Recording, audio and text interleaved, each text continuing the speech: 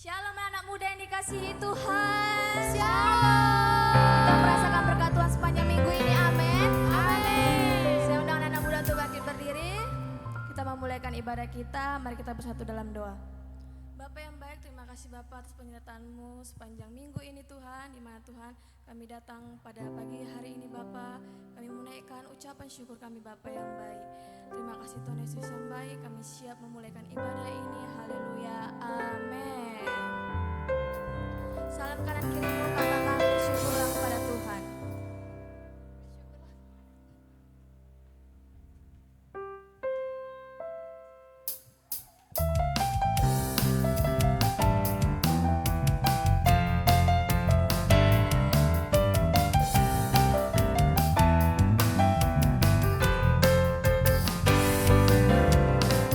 Datanglah kebaikan-Nya.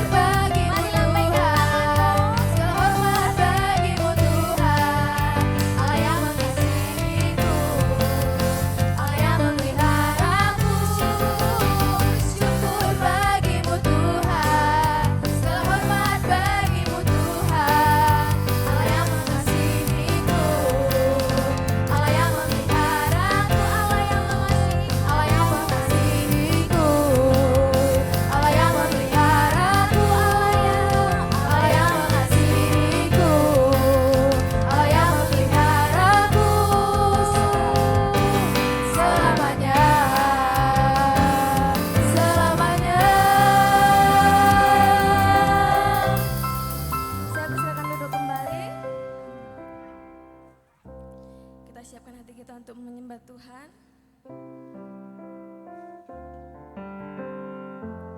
Terima kasih Bapa yang baik, terima kasih Tuhan. Dimana pada pagi hari ini kami duduk diam di bait kudus-Mu, kami menaikkan penyembahan kami Bapa yang baik. Engkau Yesus yang memulihkan hati kami Bapa. Biarlah segala puji dan syukur kami hanya ke dalam tangan-Mu.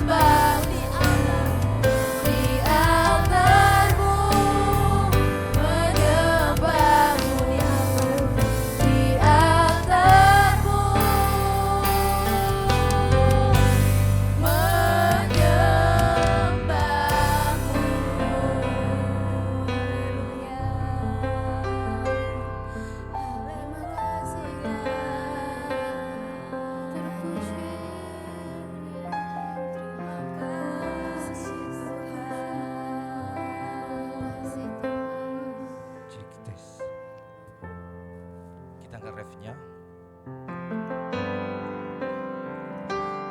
Buka hati untuk jamahanmu, berserah penuh di hadiratmu.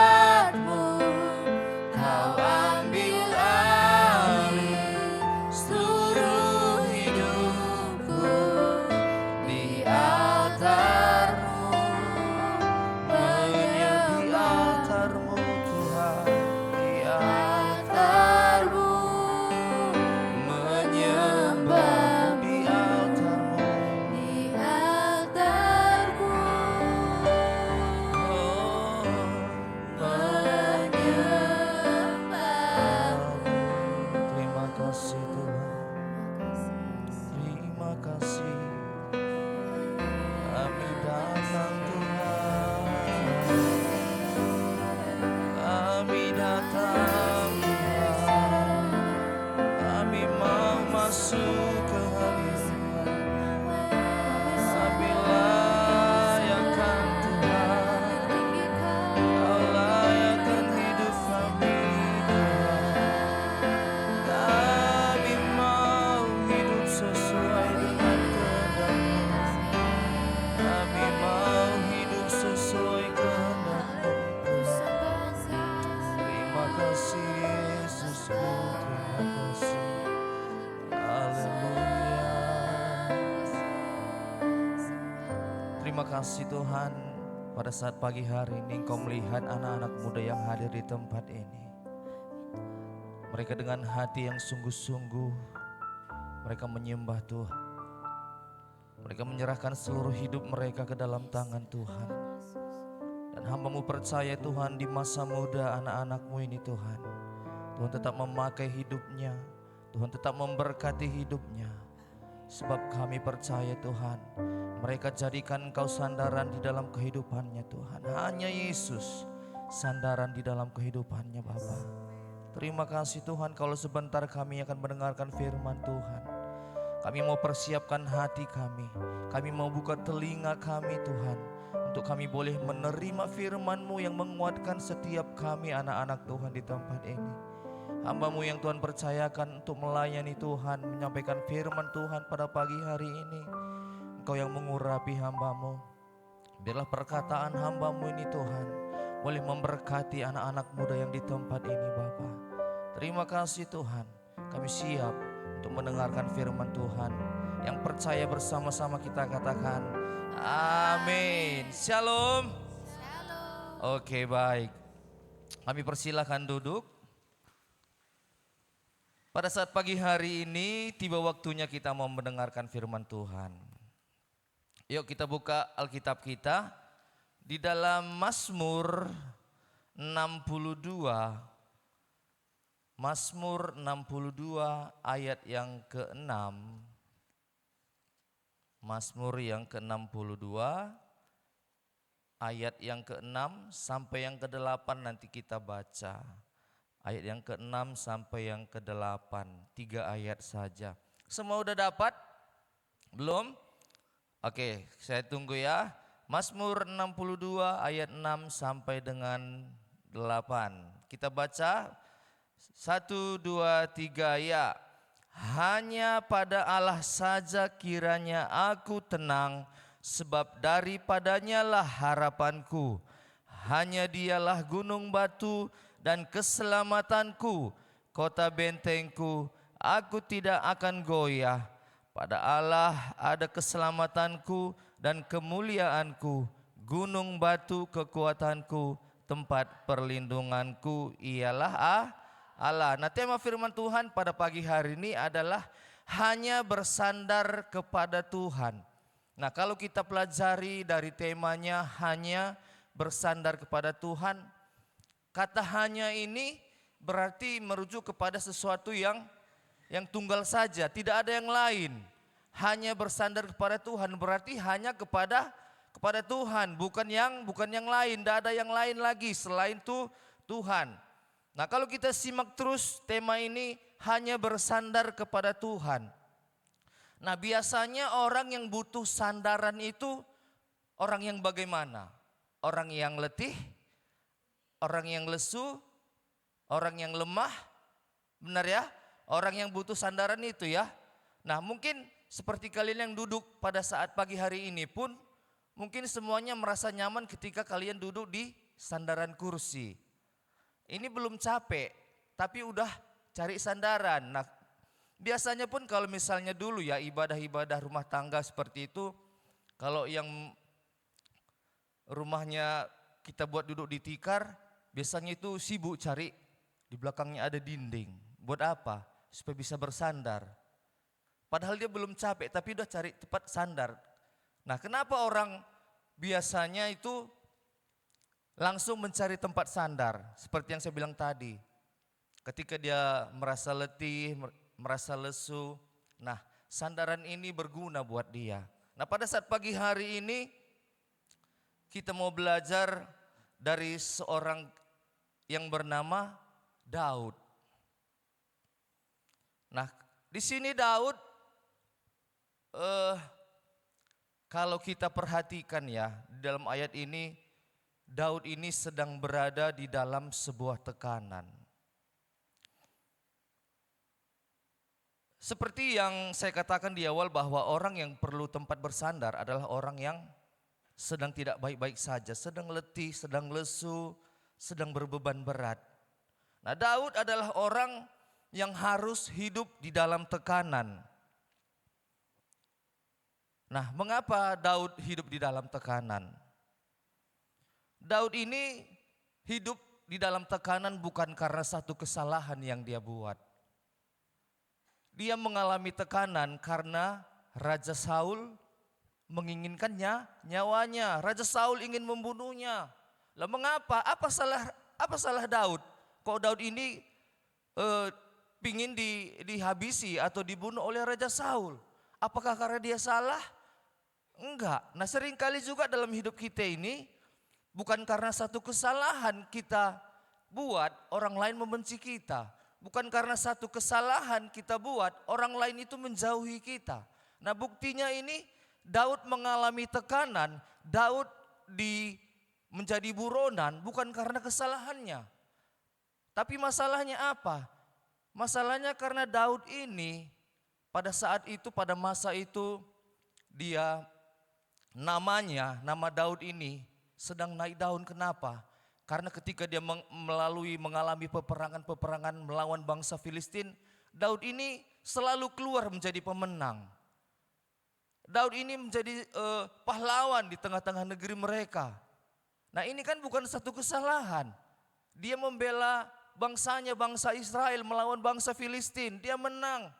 Lalu mengapa dia menjadi hidup dalam tekanan? Karena Raja Saul merasa bahwa Daud ini menjadi ancaman bagi kehidupannya. Raja Saul ini merasa bahwa ketika Daud ini menjadi sesuatu yang lebih lagi dari dirinya, dia merasa bahwa dia akan kehilangan harga diri. Dia akan merasa kehilangan martabatnya sebagai raja karena seorang Daud.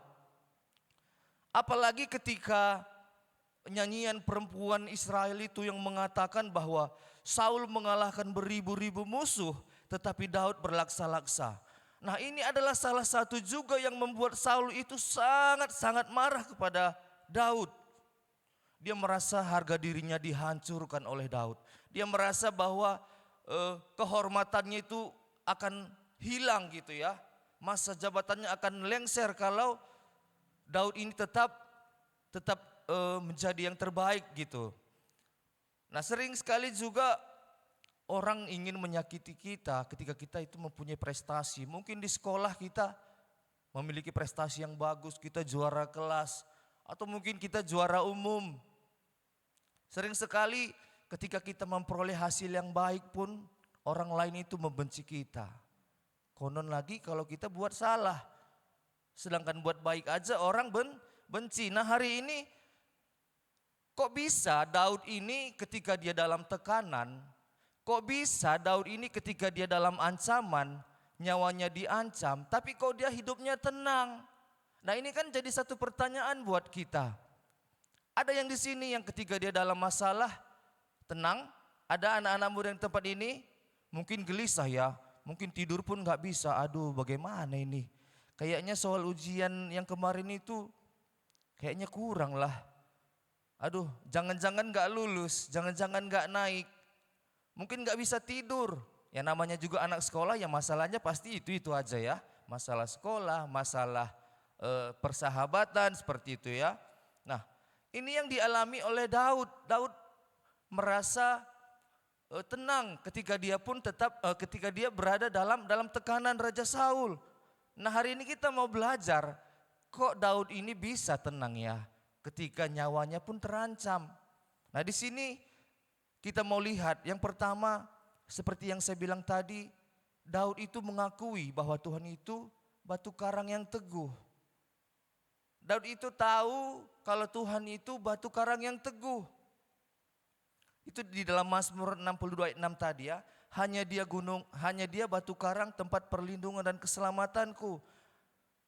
Nah, semua orang tahu ya kalau batu karang itu tentunya batu yang sangat kuat, batu yang sangat kokoh. Mungkin kalau kita bersandar, kita rebahkan semua gini pun tubuh kita ini batu itu pasti sangat kuat untuk menahan beban tubuh kita.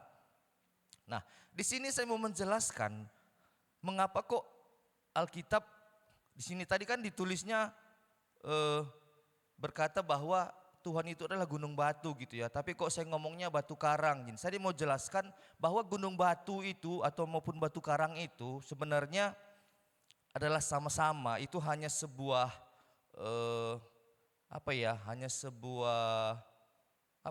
istilahnya itu perumpamaan atau istilah apa itu ya.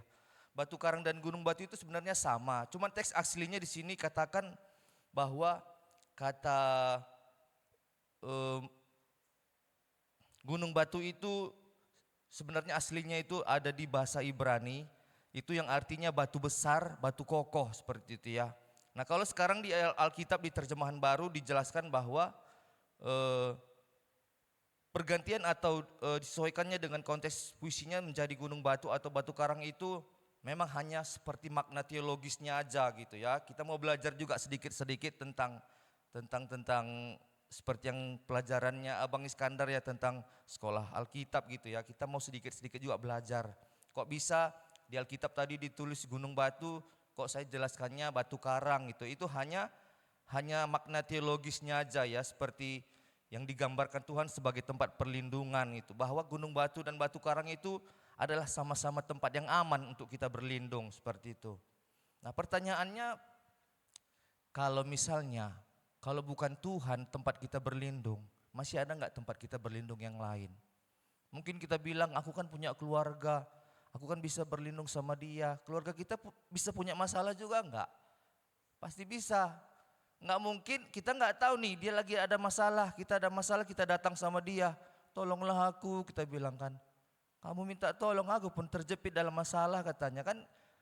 Artinya tidak menjamin ketika kita datang kepada keluarga kita, saudara kita, untuk kita berlindung itu bukan jaminan untuk mendapatkan ketenangan di sana.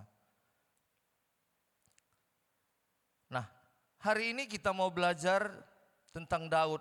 Yang kedua di sini saya buat mengapa Daud itu kok merasakan tenang ya walaupun di saat dia tertekan. Yang kedua di sini saya buat Daud itu menjadikan Tuhan sebagai tempat curahan hatinya. Daud itu ketika dia dikejar-kejar oleh Saul, Daud itu tidak mengandalkan kekuatan dirinya sendiri. Daud itu menceritakan semua keluh kesahnya kepada Tuhan.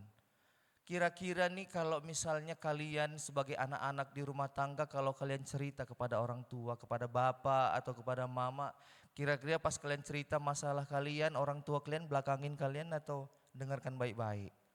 Dengarkan baik-baik kan? Nah, Tuhan lebih dari orang tua kita. Tuhan ketika kita mau cerita sama dia, Tuhan hari ini kok aku merasa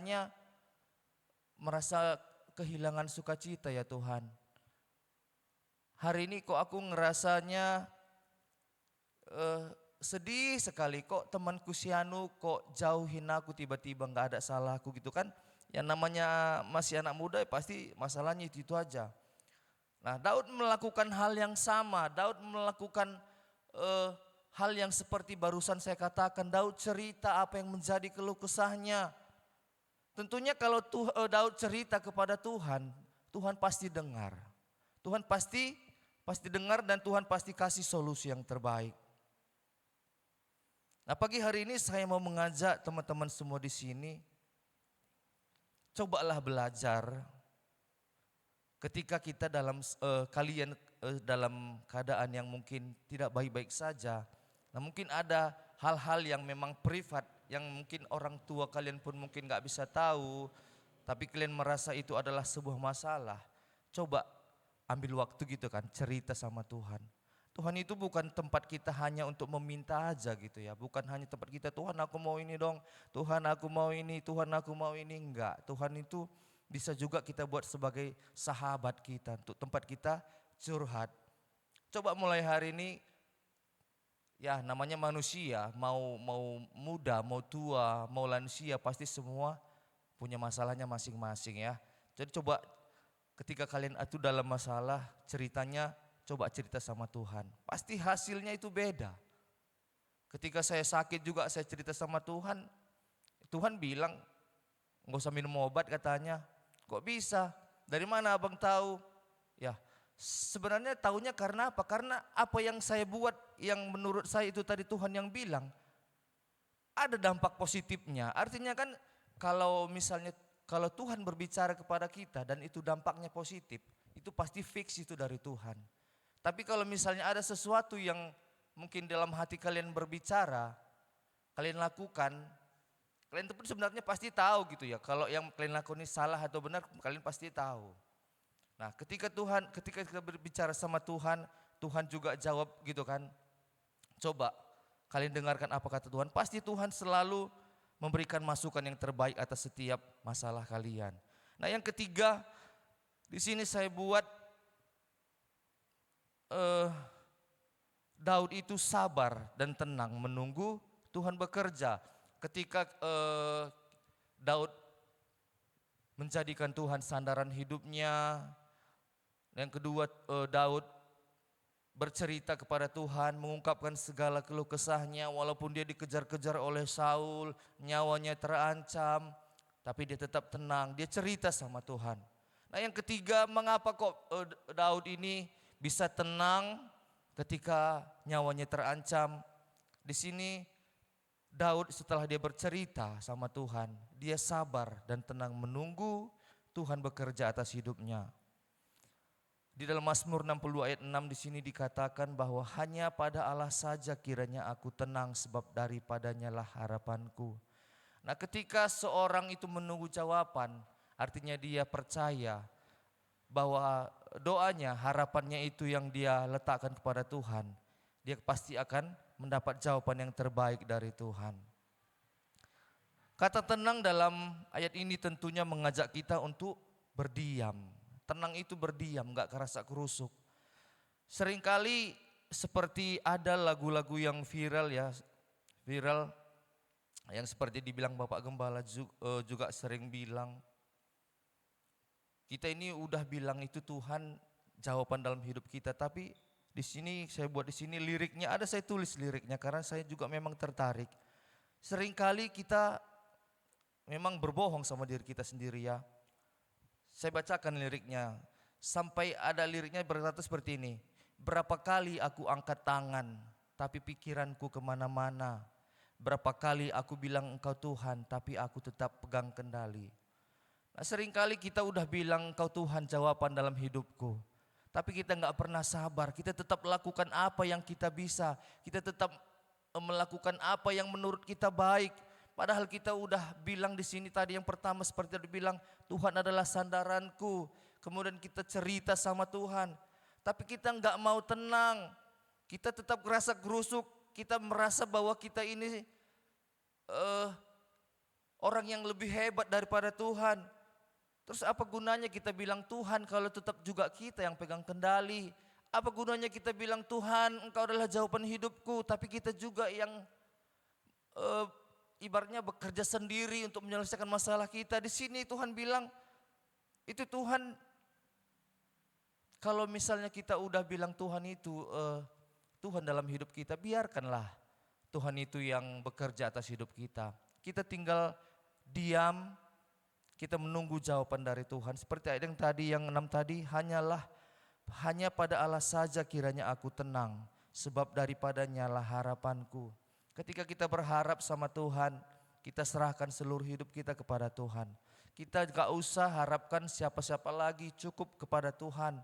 Sebab seperti ayat firman Tuhan kita pada saat pagi hari ini, hanya bersandar kepada Tuhan. Hanya satu-satunya Tuhan tempat sandaran hidup kita. Nah, di sini saya ingin mengajak kita untuk mengulang kembali. Saya ingin anak-anak muda ini mengikuti apa yang saya bilang ya, seperti yang saya sampaikan tadi. Nanti setelah saya ucapkan, kita ucapkannya supaya ini memang benar-benar tertanam dalam hidup kita. Kita ucapkannya, kita bilang Tuhan adalah batu karangku. Ayo, Tuhan adalah batu karangku, tempat curahan hatiku, tempat curahan hatiku. Aku tenang di dalam Dia. Amin. Tuhan Yesus memberkati. Kita sama-sama berdoa. Bapa di dalam kerajaan surga, pada saat pagi hari ini Tuhan, pagi hari ini anak-anak muda yang ada di tempat ini, mereka telah memperkatakan bahwa Engkau adalah sandaran dalam kehidupan mereka Tuhan. Mereka akan tetap tenang ketika mereka bersandar kepada Tuhan.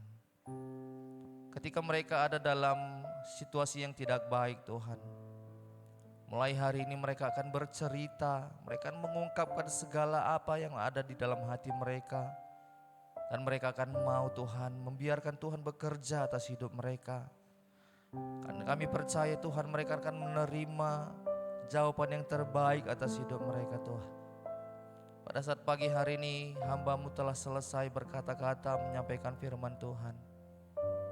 Biarlah Tuhan, kerinduan Tuhan atas anak-anak muda yang ada di tempat ini, mereka boleh melakukan apa yang menjadi kehendak Tuhan. Dan bila firman Tuhan ini boleh berakar dan tumbuh di dalam kehidupan mereka, mereka menjadi anak-anak muda yang takut akan Tuhan. Mereka menjadi anak-anak muda yang tidak pantang menyerah Tuhan. Sebab mereka punya harapan, mereka punya sandaran, yaitu Tuhan Yesus Kristus dalam hidup mereka. Terima kasih Tuhan, terima kasih Bapa. Di dalam nama Tuhan Yesus kami mengucap syukur dan sudah berdoa.